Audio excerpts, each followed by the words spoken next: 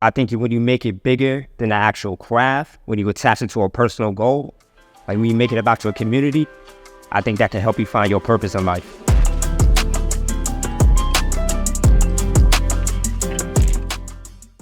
My name is Shawn Williams. I'm from Richmond, Virginia, former social worker, but now I'm a current footwear designer with VANS. Man, I gotta take y'all back to the 90s. So, man, just growing up in Richmond as a youngin' and playing basketball, and I remember being on the court with all the OGs, like the older heads, and watching their footwear and just being amazed by some of the shoes they were wearing, right? Talking about foam posits, like flight posits, like J's, all of that. And I can remember just coming away from the basketball court and just wanting to like picking up a pencil and wanted to mimic it, kind of draw what like the basketball players were wearing, right? So that's kind of what my passion for sneakers and art started. And it's probably the foam posit. I've been talking about 96 because when it came out, it was such a futuristic, like alien looking shoe. And I was really fascinated by the silhouette. I remember going home and getting like a notepad, and I borrowed my mom's pen. And I remember trying to draw like from memory, like the shape, and I kept drawing like 10 or 15 different versions. But that was like the first time I felt excited to like really draw. You evolve as you progress in life, you start to form an identity. You start to kind of formulate your own style. So it's really like the style of art, right? I think it matured into my own specific style instead of mimicking someone else's. I think as you grow, as you learn more and you sharpen your skill set, you start to really kind of bring home that identity. So I think it's just a level of my sketches and how my sketches were represented change.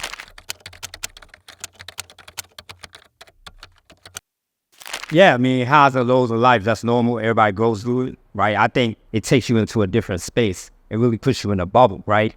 So it removes kind of like the burdens, the things that weigh on you heavily. When I escape into that room, it's just me, the number 2 pencil, and then the piece of paper. I can go into my little world, right? And then this just really causes me to have the confidence just to overcome anything like that's bothering me in life. I always can go back to that number 2 pencil and that piece of paper. It just feels like home.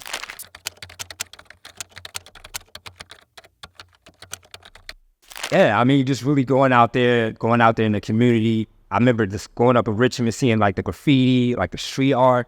Just really kind of getting out there, really putting yourself outside.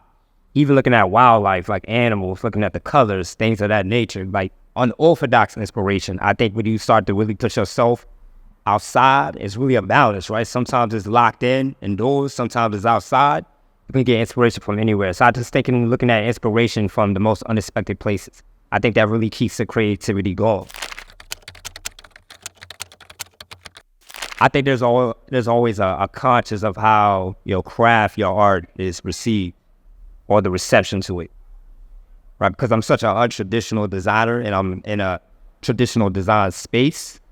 Some of my methods are a bit unorthodox. They don't always fit the traditional route.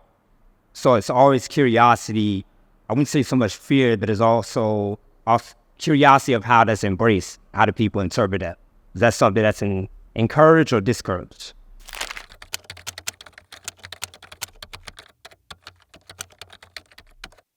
I think as a social worker, it's really about community, right? Community is first.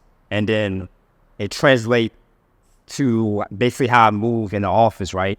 So as a designer, there's a product side of it, right? There's sharpening your craft, there's locking in, like understanding your consumer, like creating a tech pack, doing ideation, things of that nature, a technical aspect. There's a people aspect, right?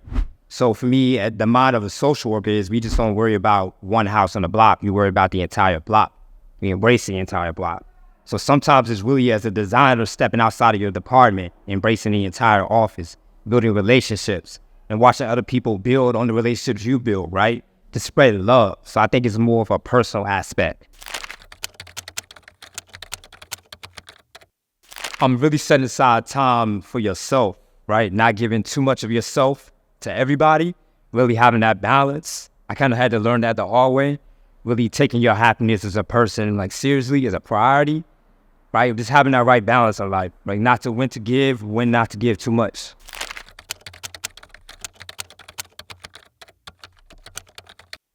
It's an easy one. Social worker, community organizer, anything in that field, anything dealing with community, bringing the community together, for sure. That if I wasn't a designer, that would be my life mission right there.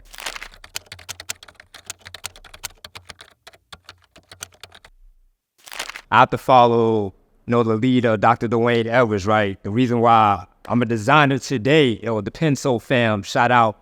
But, just really going back and just really building a school in the city of Richmond, similar to what Penso is in Detroit, right? If I can do that for the city of Richmond, if I can do that for our community, and I've created a space for the next generation to create and take this game to the next level, I can ride off into the sunset. Yes, for sure. So Penso Design Academy is only this footwear design academy in the country right now. It used to be in Portland, Oregon, but it's now HBCU in Detroit. So that's where I got my start. And the beautiful thing about Penso is tuition free. So it's open to anyone. Doesn't matter your education background, your skill set. I was a social worker, right? And you put in the work, the hunger and motivation is there. It can really be a great way to really get into the industry and just change your life forever.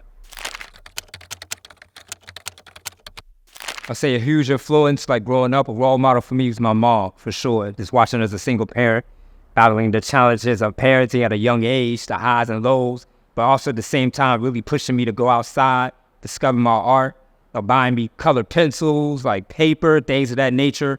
Whatever I needed, she was there. So she really fostered my talent and my creativity as an artist, no doubt. That first moment for me was when she put one of my drawings on the refrigerator. That was when I made it. Like I knew, So I think once you get on the refrigerator in my household, that's a big deal. So that's when I knew she believed in me, for sure. So there's really her buying supplies and really putting that one picture on the refrigerator. I made it. I gotta be like 8 years old.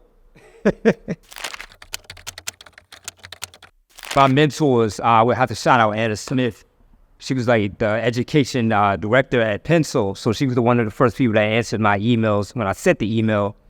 And then she put me in touch with my mentor, Chris Dixon from North Carolina. So Chris Dixon, my mentor, just took me under his wing, taught me the tools of the trade, introduced me to Illustrator, just really kind of following his lead. And yeah, it's a very inspirational figure to me, for sure.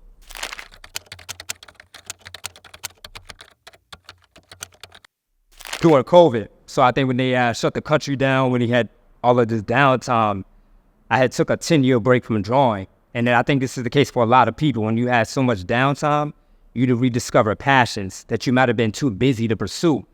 So the first thing I drew was a shoe. That re-sparked my drawing. So one shoe turned into two turned into four turned into six. And then I just hit this real creative flow and this passion, this slash fire. I almost felt like it was like a rebirth. And that's when I made the decision that, you can elevate your community in a variety of ways. Let's do it through a number 2 pencil.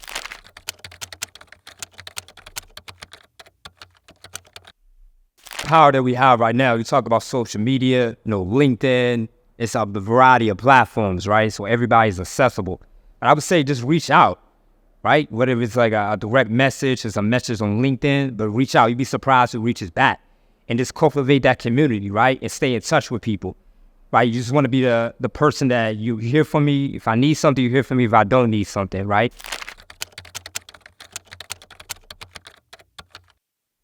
All right, one of the underrated skills is storytelling. Being able to create your vision and share it with the masses and make sure it connects on a personal level, but it also connects with the consumer. It connects with the audience, right? I think that's an underrated skill set in the design, right? We have the product, the technical side, but the storytelling side, the impact of your story, the impact of your vision, be able for the masses to be inspired by that vision, for sure. I think you want to take it beyond like the craft itself and you attach like a personal meaning to it. You attach like the need for a legacy to it, right? For me, it goes beyond a number 2 pencil and a paper.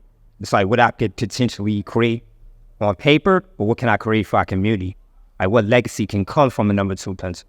So I think when you make it bigger than the actual craft, when you attach it to a personal goal, like when you make it about your community, I think that can help you find your purpose in life.